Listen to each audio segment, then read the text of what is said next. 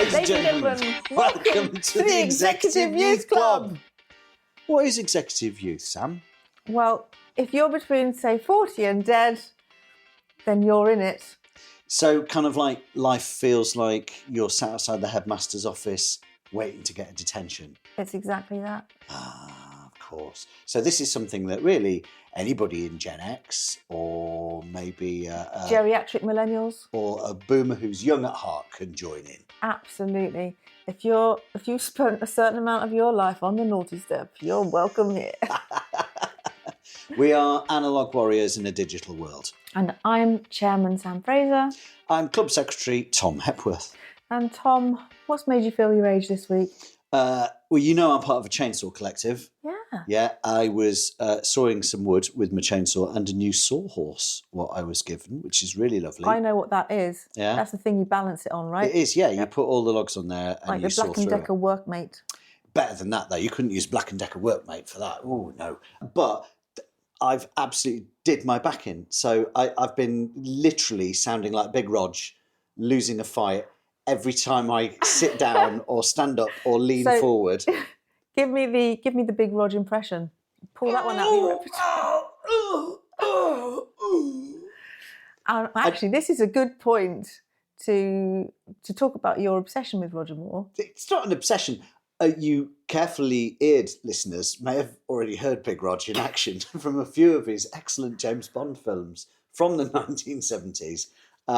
Carefully eared. Carefully eared, yeah. Those of you with ears. Carefully ears. And recognition skills. Listening, learning, behaving. Carefully eared people will have heard as a little stab where you like little music-y thing that's quite short but just sort of is a little edit point to move along.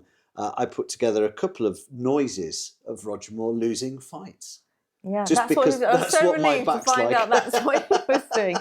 Do you know what I've got, which you might enjoy? What? A massage gun. What the hell's one of those? Okay, so I mean, it looks like the sort of thing that would come through the post in brown paper wrapping. I see. Yeah. Yeah. It's got a large special classified vibrating, pulsing ball on the end. Yeah. Yeah. And well, mine's got a number of sort of what are they called when modes? Modes. That's it. It's got a number of modes, and also you can change the head. So sometimes it's the big ball, sometimes it's more of a prod or sharp stabbing pain. Yeah, exactly. Oh, really? So what do the different heads do? Have they each got their roles? Depends. So if I've got a very, very sore lower back either side of my spine. Yeah, you want to get it right in there. And what about your buttocks? I think they'd feel left out if I didn't give them attention as well. Yeah, because sometimes it's referred pain, isn't it, from lower down? Is it? Well, the thing is chainsaw's quite heavy. Yeah, I can imagine. I spent all of my time bending over. No bad, that's bad. Yes, exactly. Did you bend your knees? No, because for a start, the sawhorse was at bloody umper-lumper height. You know, I'd risk chopping my kneecaps off if I went around like this all the time. You know, very attractive. Who chainsaws like that? I feel like Dixon of Dock Green with a chainsaw. Evening all. No, you look like I just bent over. Blazing Saddles there. Without the noise. Yeah. Or indeed the emissions. So I'm really sorry. Actually, your bad back is very familiar to me. I mean, because this is actually how I came up almost with the term executive youth. Because when I was about 41 or 42, I slipped a disc. They call it slipped a disc, but it's not. It's called a bulging disc now, isn't it? They call bulging disc. I really don't like the sound of either. Yeah, well, it's deeply unpleasant and highly painful. I mean, I think your back, forgive me, it's not so bad. I think it's muscular. It's a muscular thing. Yeah. Well, I had perforated my disc or whatever, it bulged. Ooh. And I went to see the physio or whatever, and he said to me, this is something that happens to people in middle age. And, you know, I looked at him with my fresh-faced 41-year-old self and I said, but I'm not in middle age. And I looked at him and said, I'm in late youth. And he just like did that exact look where you've raised one of your eyebrows in a sort of Roger Moore way, as if to say, what utter rubbish and who the hell are you? Get over yourself. I think you'll find you are middle-aged. So when it came to rebranding middle age, I did think about late youth, but it makes you sound dead. Yeah, it does. So executive youth is much better because when you're an executive chef or an executive principal, you're the best at. You're at the peak of your abilities and profession. So we're at the peak of our youth. We are at the peak of our youth, and we're really good at being youthful. We can pass on our skills. Yes, and the only reason we are is because we've got lots of experience. Just poke that bicep. Obviously, the listeners can't. What do you call that gun? I call that an AK-45. If you ever were to get into trouble, in a pub, someone offer you out, just give me a ring because honestly, I have got the upper body strength of 10 men.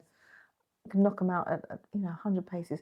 But so I don't like going to the gym, but I hate not going more because I'm trapped in that zone. I would like to go to the gym if nobody else was in it. Well, I don't want to not go to the gym. It's part of my life. Yeah. And it always has been because my dad, let's not forget, was a weight trainer, a coach. And that's what he did in his evenings. Coached men in sort of, Olympic teams and all sorts. And so he called me Pansy Potter, the strong man's daughter. So that's when that's like a Victorian circus. Well, that's your Can I ask a question? Like that. Right, when you get your big power lifters, right? Yep. And they're doing that. Mm-hmm. Do those massive thick belts they have to? Is that so they don't like something doesn't pop out where it shouldn't, like a hernia or a poo? I don't think are they? That's the back support. That's to support your back. Oh, right, I see. So my dad had an absolutely massive one. So the idea of not going to the gym was absolutely painful to me, which is why I threw everything at getting my back better. Eventually, I found this amazing masseuse who went for my buttock, and a lot of she was a woman, and then she left the practice. So she basically got me back to the gym. But then she left the practice and I went back and I had this guy, Kevin, and he pulled my pants up and gave you a wedgie. Yeah, he did that and he got to grips with my buttock, but he grazed my vulva. And good Lord. He was with very big hands. Did you say anything? Well, what can I do? I'm face down on a bed. Oh, hang on. When you say grazed, do you mean actually like, he grazed with his hand? What, brushed against it, or did he draw blood? No, Tom, stop, because I'm not thinking about any of that kind of grazing. Are you thinking cattle grazing?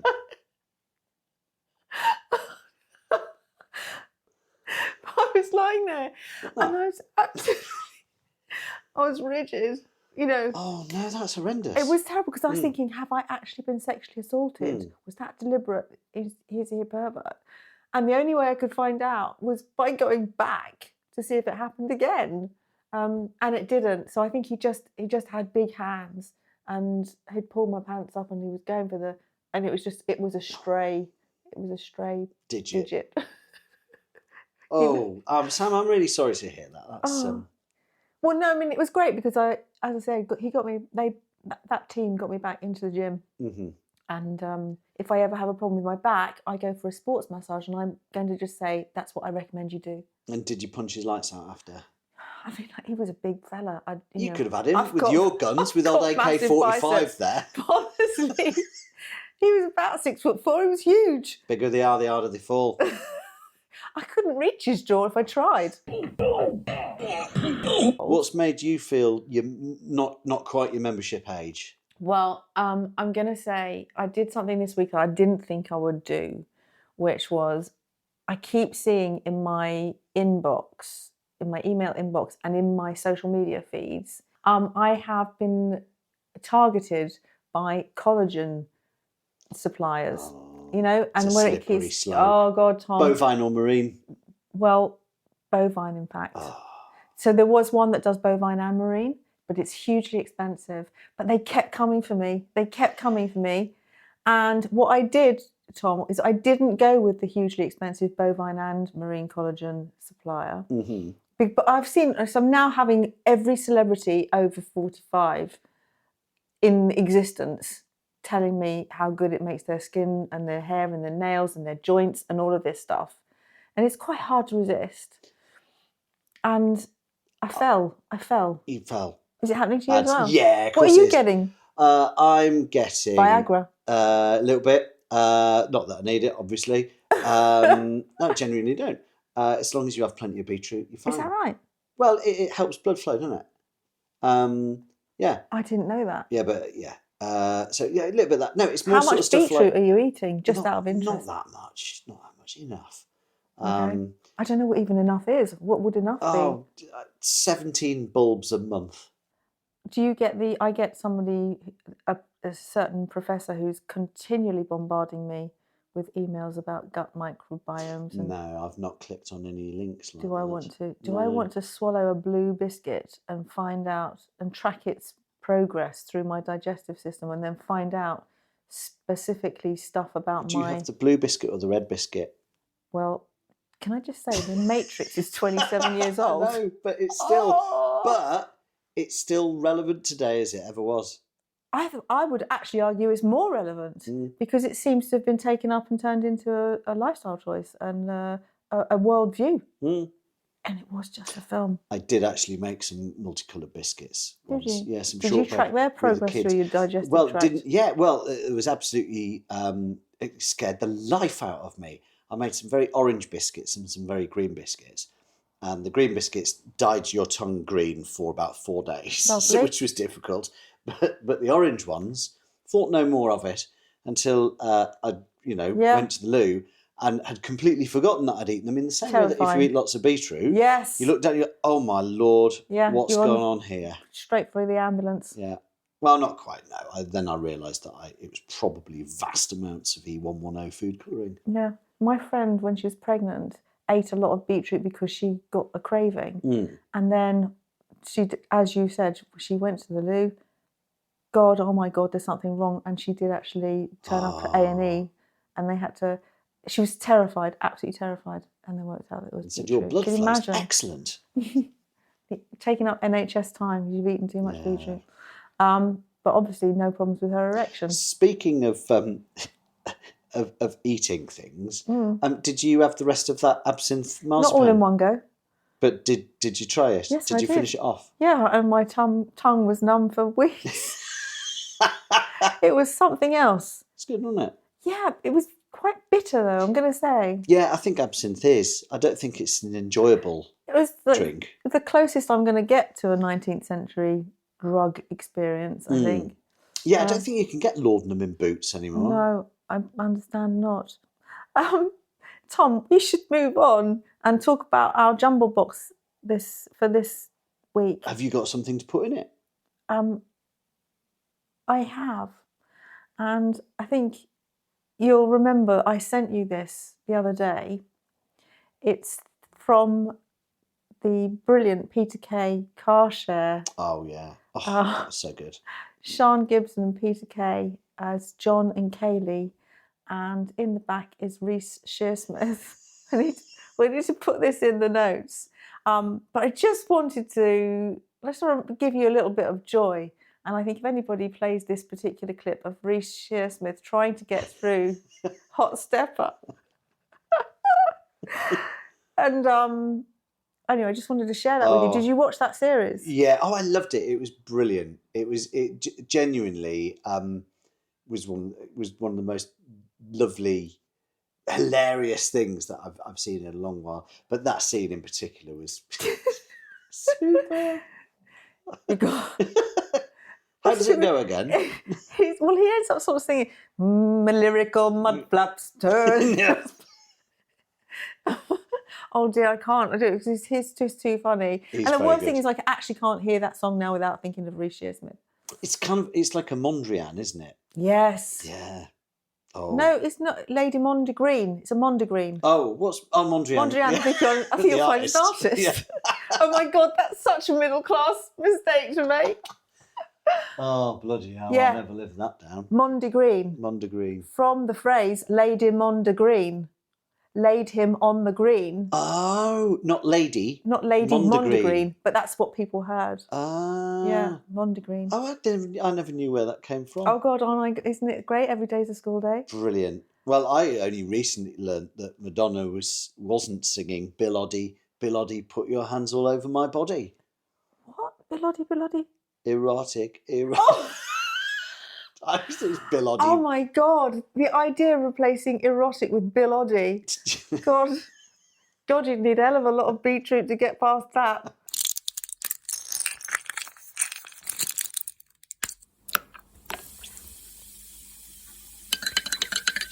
Did you like the goodies?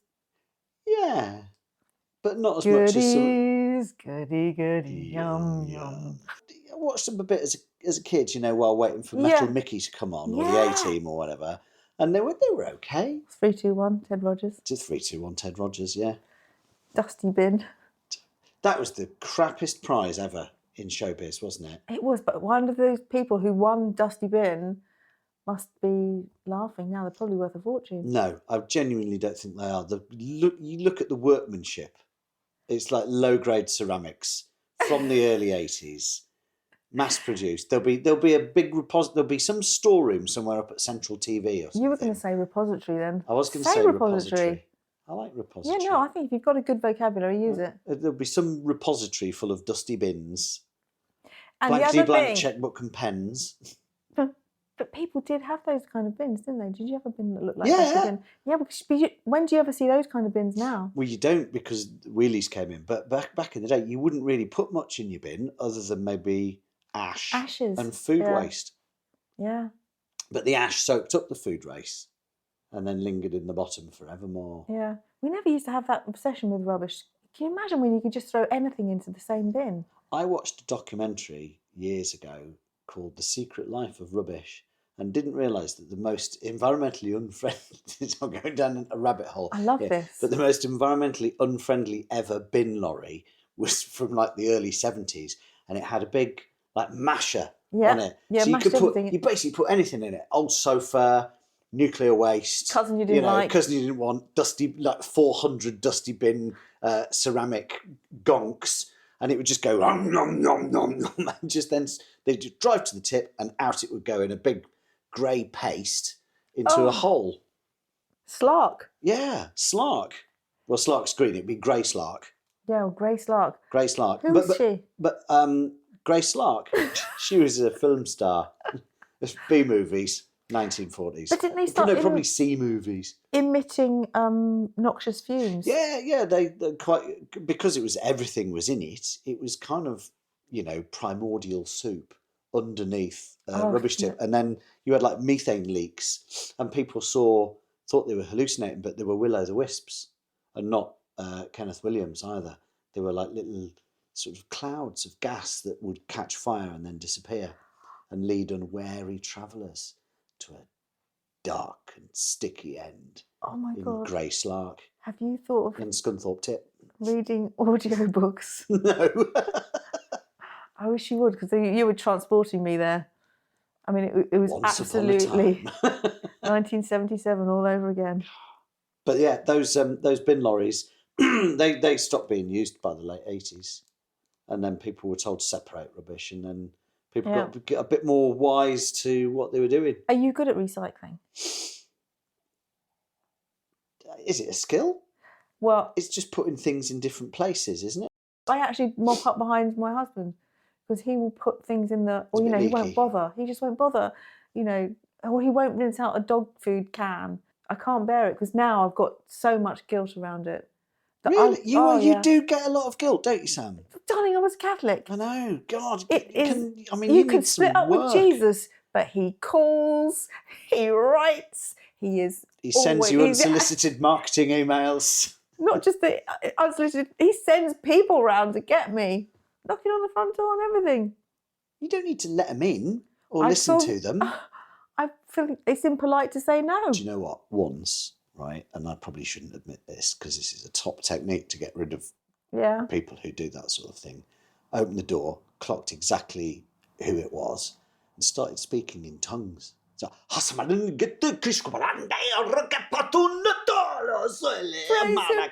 him. and they just like looked at me as though I was absolutely the mad devil, and just didn't want to engage. And they no, went, I'm not surprised. perfect. Never been back since.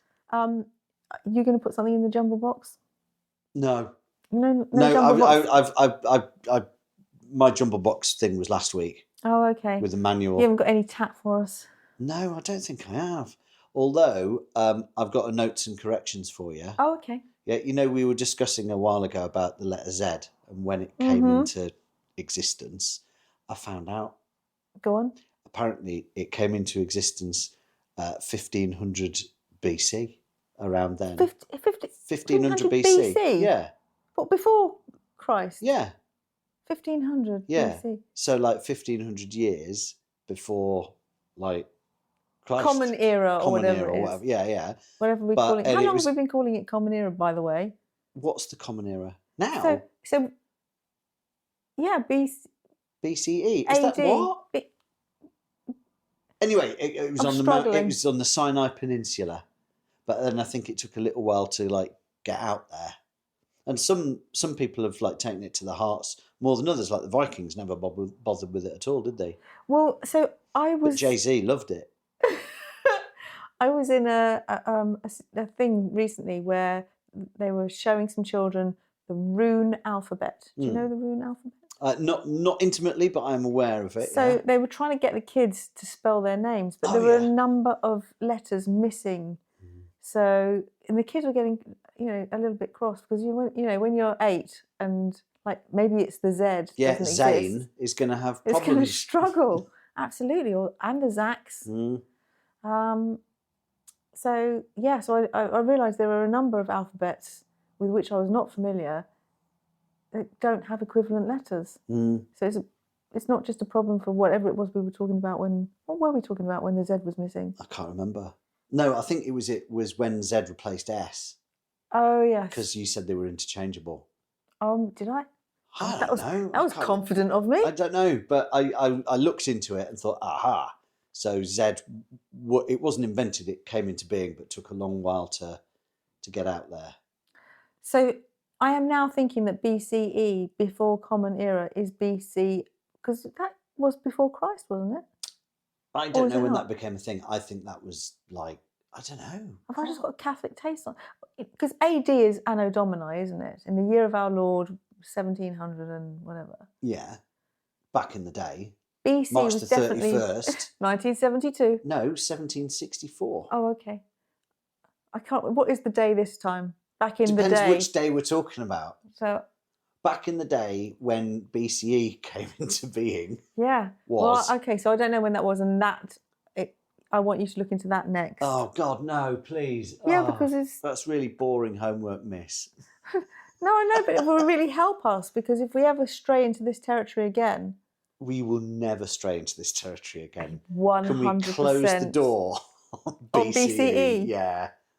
Okay. Unless any of our listeners know. Yeah. In which case, we'll read your email with interest, then delete it. I won't because I'm not good at deleting emails. You're not? No, I've got thousands. What's the oldest, most pointless email you have? Do you realise how much server space that's taken up? Is that a bad thing? My God, yes. It's worse than setting fire to forests. Oh, yeah. Yeah. Sloppy digital habits. I've definitely got emails from 2001 in my inbox. Definitely. Wow. Yeah. I wonder if they mature like fine wines. Well, sometimes it's quite interesting because if you type in something that in your search bar, and then this is how I know because it will always throw up something from 5 million years ago, and I'm then back into conversations that I was having with friends and relatives. That'd be quite interesting to find the oldest email in your inbox. Oh God, I'm going to do that. Yeah, that's my challenge. Shall we move on to? So, what were you going to put in the jumble box, Sam? I've put my thing in the jumble box. I've put Reece Shearsmith and the Hotstepper. Oh yes, I've forgotten all about.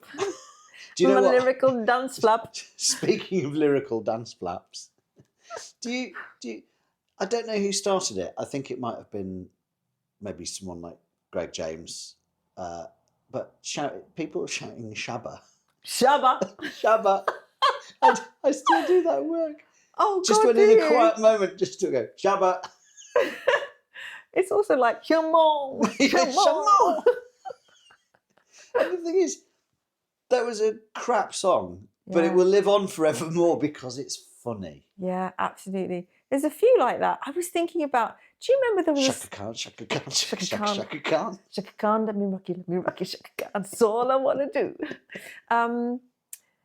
I'm thinking about, do you remember there was one called Horny? I'm horny. Horny. Yeah. Who was that? And how did they get away with that? I don't know who that was. That was some pop singer. I feel like it's got an M. It features the letter M. And that's a bit of a play school way of describing it, isn't it? Our artist today begins with the letter M. Was it Sesame Street? It might be a bit more Sesame Street. Was. There's a strong Sesame Street vibe there. There was, definitely. Oh, the Count. It'll come to me. Oh.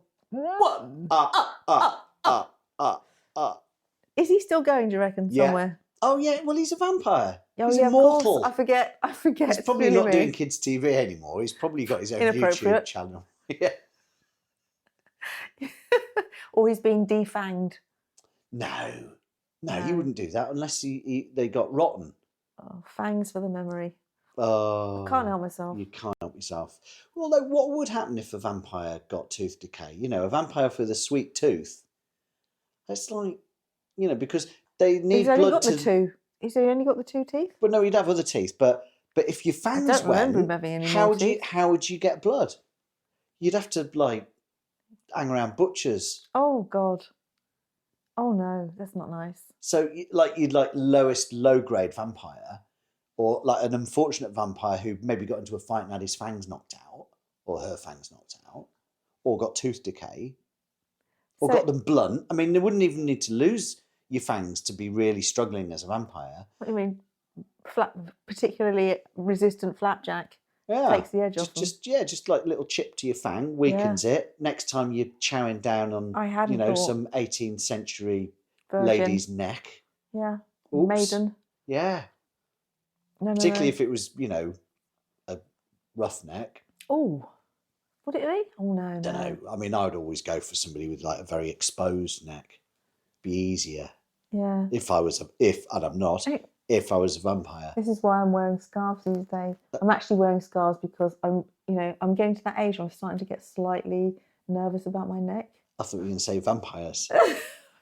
I'm not nervous of vampires. But they're not going to come near me, are they? No, I think vampires are just after blood. I don't think they care about whose blood it is. Well, that's not what I've been led to believe from all the Gothic novels that I've read. All the Gothic novels are all like, thigh-rubbingly. Also, why would a vampire go to Whitby? It's because there's a goth festival there for a start. Yeah, but only because... a steam railway. Only because... If I was a vampire, I'd be straight up to Whitby. I'd probably go to Hull as well, because that's quite a nice university town. Good pickings. Yeah. Rich pickings in Hull.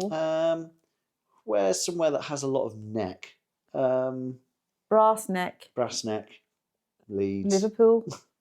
I'd probably like to spend a lot more time on the French Riviera because there'd be more exposed flesh to like bite. Yeah, wouldn't. What about you? Where would you hang if you were a vampire? If I was a vampire? Yeah. Where would I hang if I were a vampire? Somewhere with good roosting. I'm just thinking about somewhere where darkness falls quite early because... You'd be on the equator then, wouldn't you? Yeah, you would. Well, I'm thinking... I actually wouldn't. Maybe somewhere like... Or would you migrate? Would you go to like the Arctic Circle in the winter? No, I definitely It's dark wouldn't. all the time. No, I haven't got the wardrobe for it. And also maybe the blood it'd be much more difficult to puncture, someone in like many, many layers of clothing's neck. I'm thinking of North Africa, maybe Morocco or something like that. Yeah? That'd be good because... Yeah, you get like pretty much 12 hours night, 12 hours daylight, wouldn't you? You'd regular. Yeah, and I like that because I'm nothing if not regular. Is it time, Tom, to think about this week's nomination for Executive Youth Club Member of the Week?